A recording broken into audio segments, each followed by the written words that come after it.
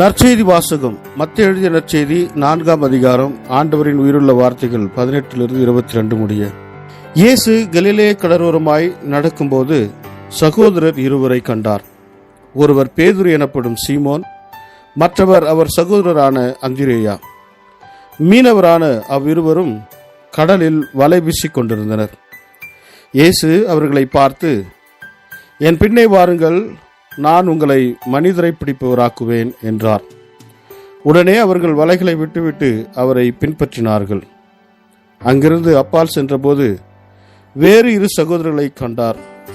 அவர்கள் செபெதேயுவின் மகன் யாக்கோபும் அவர் சகோதரரான யோவானும் ஆவர். அவர்கள் தங்கள் தந்தை செபெதேயுடன் படகில் வலைகளை பழுது பார்த்து கொண்டிருந்தார்கள். இயேசு அவர்களையும் அழைத்தார்.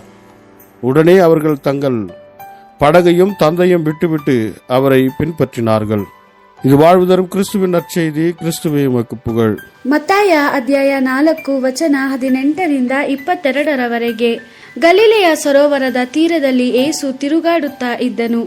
ಆತನು ಸೀಮೋನ ಮತ್ತು ಸೀಮೋನನ ಸಹೋದರನಾದ ಅಂದ್ರೇಯ ಎಂಬ 2 ಸಹೋದರರನ್ನು ಕಂಡನು.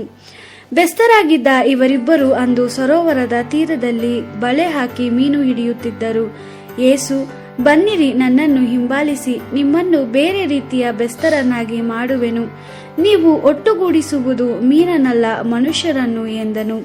ಕೂಡಲೇ ಸೀಮೋನ ಮತ್ತು ಅಂದ್ರೇಯ ತಮ್ಮ ಬಲೆಗಳನ್ನು ಬಿಟ್ಟು ಆತನನ್ನು ಹಿಂಬಾಲಿಸಿದರು. ಯೇಸು ಗಲಿಲೆಯ ಸರೋವರದ ತೀರದಲ್ಲಿ ನಡೆದುಕೊಂಡು ಹೋಗುತ್ತಿದ್ದಾಗ ಜೆಬೆದಾಯನ ಮಕ್ಕಳಾದ ಯಾಕೋಬ ಮತ್ತು ಯೋಹಾನರೆಂಬ 2 ಸಹೋದರರನ್ನು ನೋಡಿದನು. ಅವರು ತಮ್ಮ ತಂದೆಯಾದ ಜೆಬೆದಾಯನ ಸಂಗಡ ದೋಣಿಯಲ್ಲಿದ್ದರು. ಅವರು ಮೀನು ಹಿಡಿಯಲು ತಮ್ಮ ಬಲೆಗಳನ್ನು ಸರಿಪಡಿಸಿಕೊಳ್ಳುತ್ತಿದ್ದರು. ಯೇಸು ಇವರನ್ನು ಕರೆದನು. ಆಗ ಅವರು ದೋಣಿಯನ್ನು ಮತ್ತು ತಮ್ಮ ತಂದೆಯನ್ನು ಬಿಟ್ಟು ಯೇಸುವನ್ನು ಹಿಂಬಾಲಿಸಿದರು. ದೇವರ ವಾಕ್ಯವಿದು. ದೇವರಿಗೆ ಕೃತಜ್ಞತೆ ಸಲ್ಲಲಿ. Gospel according to Matthew chapter 4 verse 18-22. As Jesus walked by the lake of Galilee, he saw 2 brothers, Simon called Peter and Andrew his brother, casting a net into the lake, for they were fishermen. He said to them, "Come, follow me, and I will make you fishers of men." At once they left their nets and then followed him. He went on from there and saw 2 other brothers, James the son of Zebedee and his brother John, in a boat with their father Zebedee, getting ready their nets. Jesus called them.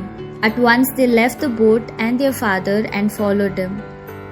The Gospel of the Lord. Praise to you, Lord Jesus Christ.